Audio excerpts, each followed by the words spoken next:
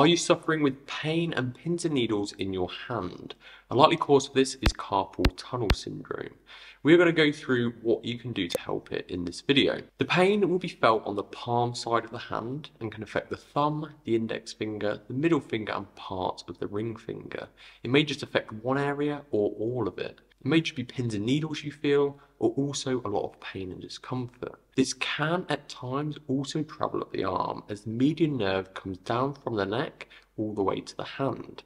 That said, if you have got any neck or shoulder symptoms, especially the shoulder blade, then get this checked out as it may be coming from there and down to the hand instead. Similarly, if you've noticed significant weakness in your hand or any wasting to the hand muscles, you need to get this checked out as it might require a surgical intervention much earlier. If it's not to that level, then we can look at other management and we'll go through what the best exercise you can do for this and what other things will likely help it. The biggest first thing to do before any of this though is trying not to irritate it. So this will involve not putting a lot of pressure on the area, not closing the tunnel down a lot, avoiding prolonged or repetitive gripping, and working to get rid of any swelling, all that can impact that nerve going through the tunnel. And basically, anything you find that aggravates, try and modify that activity. One of the biggest times it can get aggravated is at night. We tend to put our hands in weird positions without us knowing it. So what you can do about this will be splinting. And the classic with this would be a Futura splint, which has a bar down the middle on the palm side, which stops you from bending your wrist.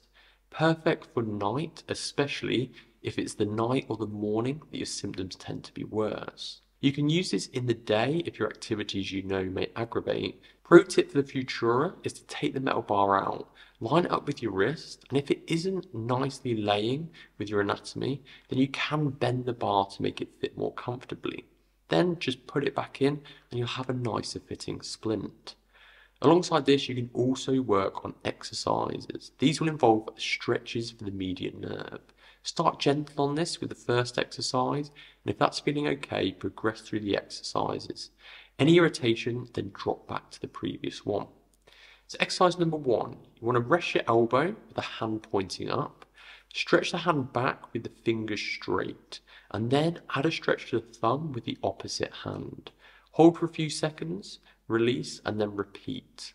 You want to be doing this on and off rather than a static hold, and that'll be the same for all of the exercises we're going through. Do this first and make sure everything is okay and not increasing any pain following. If it's not, then move on to exercise 2. For this, you'll have your elbow bent around 90 degrees with the palm faced up, then drop the hand down and add an extra stretch with your other hand, pressing on your fingers and then return it to the start. Exercise number 3, if you can't feel anything on the first 2 exercises, then try exercise 2 but with straightening the arm in front of you, again with this coming on and off. For exercise 4, to progress this even further, you'll then bring the hand up to shoulder level and out to the side, dropping the hand down and then back to the start position, again on and off. For exercise number 5, this is more of an end stage, and if it's too hard or worsens any symptoms, then ease back to the previous exercises.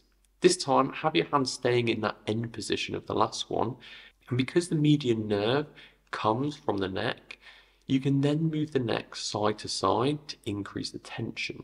The neck going to the opposite side is going to increase the tension the most, and again, you want to move this on and off. With these exercises, you want to be gradually building up the amount you do, up to around 30 a day, split over 3 separate times.